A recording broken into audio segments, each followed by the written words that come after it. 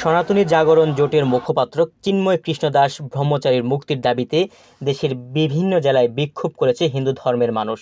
এসব কর্মসূচিকে ঘিরে ঘটেছে হামলা, সংঘাত, সংঘর্ষের ঘটনা।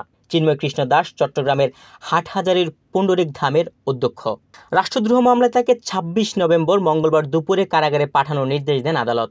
এই ব্রহ্মচারীকে আদালত থেকে কারাগারে নেওয়ার সময় তার অনুসারীদের সঙ্গে আইন শৃঙ্খলা রক্ষা বাহিনীর ব্যাপক সংঘর্ষ হয়েছে। এ সময় আশপাশের বেশ কিছু যানবাহন ও স্থাপনায় ভাঙচুর চালানো হয়। পরে তাকে কারাগারে পাঠানো নিয়ে দেখা দেয় উত্তেজনা। প্রিজন ভ্যান আটকে রাখা বিক্ষোভকারীদের সরাতে গেলে আইন শৃঙ্খলা রক্ষা বাহিনীর সঙ্গে দফায় দফায় সংঘর্ষ হয় চিন্ময়ের অনুসারীদের।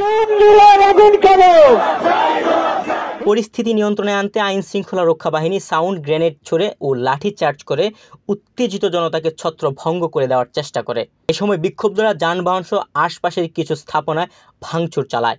সংঘাত চলাকালে দুর্বৃত্তের আক্রমণে সাইফুল ইসলাম আলিফ নামে এক আইনজীবী নিহত হন। প্রায় ৩ ঘন্টা হট্টগোলের পর চট্টগ্রাম কেন্দ্রীয় কারাগারে নেওয়া হয় চিন্ময় কৃষ্ণ দাসকে। চিন্ময় দাসকে মুক্তির দাবিতে দেশের বিভিন্ন জেলায় বিক্ষোভ হয়েছে। সকালে খুলনা নগরীর পিকচার প্যালেস মোড় ও পরে জেলা প্রশাসক কার্যালয়ের সামনে বিক্ষোভ মিছিল ও সমাবেশ করেছে সনাতনী জাগরণ মঞ্চ। টাঙ্গাইলে প্রেস ক্লাবের সামনে সমাবেশ করেছে সম্মিলিত সনাতনী জাগরণ জোট। পঞ্চগড়ে বিক্ষোভ হয়েছে। মঙ্গলবার বিকেলে পঞ্চগড় শহরের কেন্দ্রীয় শহীদ মিনারে বাংলাদেশ সম্মিলিত সনাতনী জাগরণ জোটের আয়োজনে এই বিক্ষোভ কর্মসূচি অনুষ্ঠিত হয়। এদিকে চিন্ময় দাসের মুক্তির দাবিতে সাতক্ষীরায় সনাতনী জাগরণ মঞ্চের মানববন্ধনে ছাত্রদল, যুবদল কর্মীরা অভিযোগ পাওয়া গেছে। চিন্ময় কৃষ্ণ ব্রহ্মচারীর মুক্তির দাবিতে ঢাকা আরিচা মহাসড়ক অবরোধ করেছে জাহাঙ্গীরনগর বিশ্ববিদ্যালয়ের হিন্দু ধর্মীয় শিক্ষার্থীরা। বরিশালে বিক্ষোভ মিছিল ও সমাবেশ করেছে ধর্মভিত্তিক বিভিন্ন সংগঠন। সমাবেশে বক্তারা বলেন, মিথ্যা মামলায় চিন্ময় দাসকে গ্রেফতার করা হয়েছে। চিন্ময় ব্রহ্মচারীর মুক্তির দাবিতে ঝালকাঠিতে বিক্ষোভ মিছিল করেছে।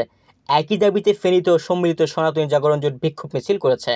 মঙ্গলবার বিকেলে ফেনী শহরের জেল রুট থেকে মিছিলটি বের হয়ে কেন্দ্রীয় বড় জামে মসজিদ সহ গুরুত্বপূর্ণ সড়ক প্রদক্ষিণ করে মাস্টারপাড়ার সামনে গিয়ে শেষ হয়। তবে চিন্ময় কৃষ্ণের মুক্তির দাবিতে ঢাকার শাহবাগে বিক্ষোভ কর্মসূচির ঘোষণা করা হলেও বিকেলে তা স্থগিত করা হয়। তুহিন ভুইয়া, বাংলাদেশ প্রতিদিন।